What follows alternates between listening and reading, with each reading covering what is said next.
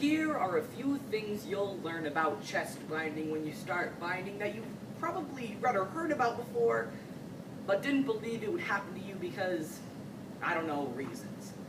1. At some point while putting it on, you will feel like you are going to die. And no, the fact that you can hold your breath for 2 minutes underwater will not change this. The tight fabric will wrap around your head like a coffin until you decide that no! If this thing is going to kill me, I'm at least going to get to wear it first. And that first restricted breath is the most glorious one ever.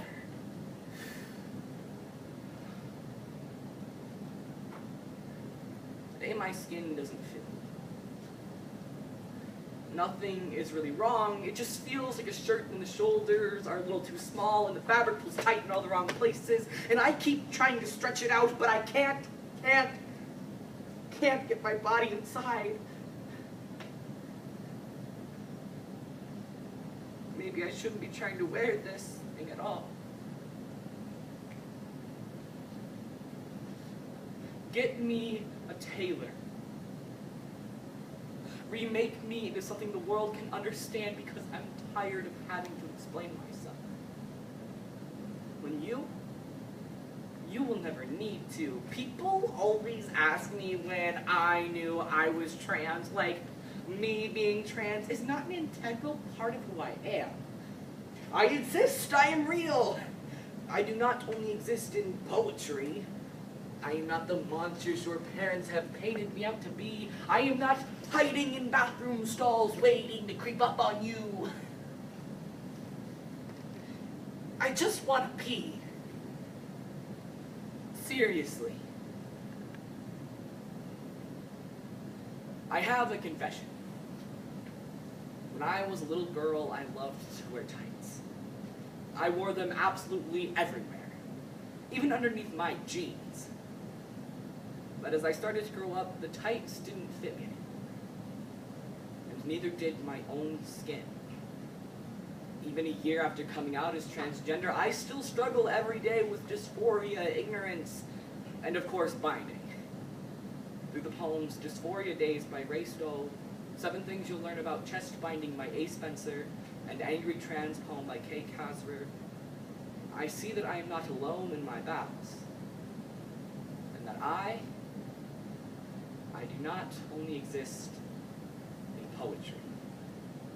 2. At some point while taking it off, you will feel like you are going to die.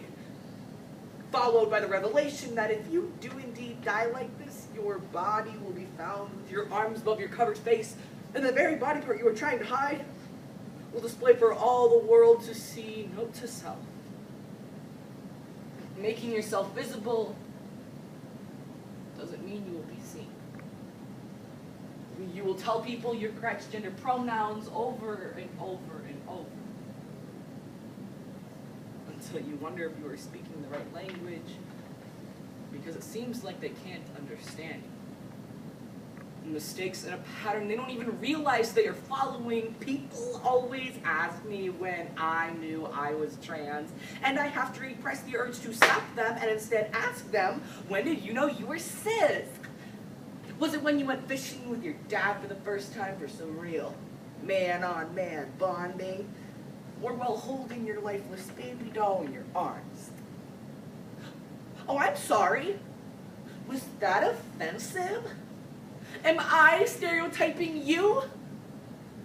Huh. Wonder what that must feel like. Because it's not like people always ask me when I knew I was trans. I wore sparkly lip gloss and Spider-Man light-up shoes, and always rocked the ever-fashionable skirt. And when the boys said I couldn't climb the tree with them because I was wearing a skirt and they'd be able to see my panties, I proudly pulled them up to show the shorts underneath, and said the day you see my panties will be the day hell freezes over. 3, it is harder to breathe while binding. But you will take your first truly deep breath. And in that moment of bliss, the world will come crashing down around you.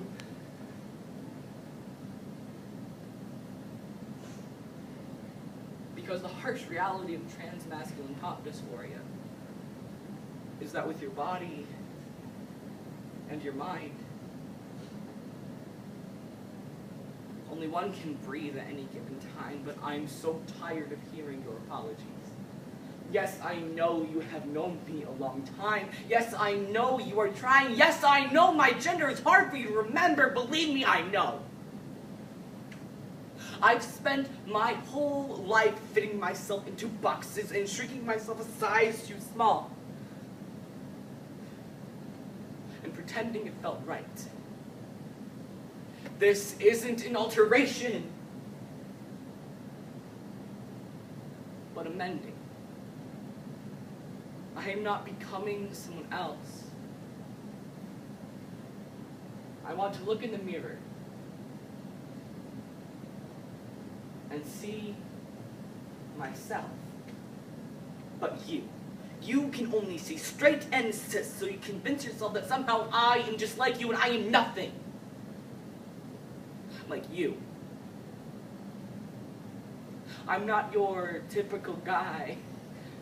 I stop before entering public bathrooms and pray that no one will be in them. And you asked me when I knew I was trans. Like my gender is something that I picked up at a thrift shop.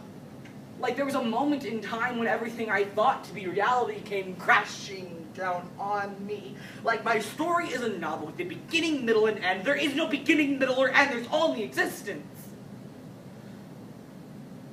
There is only existence.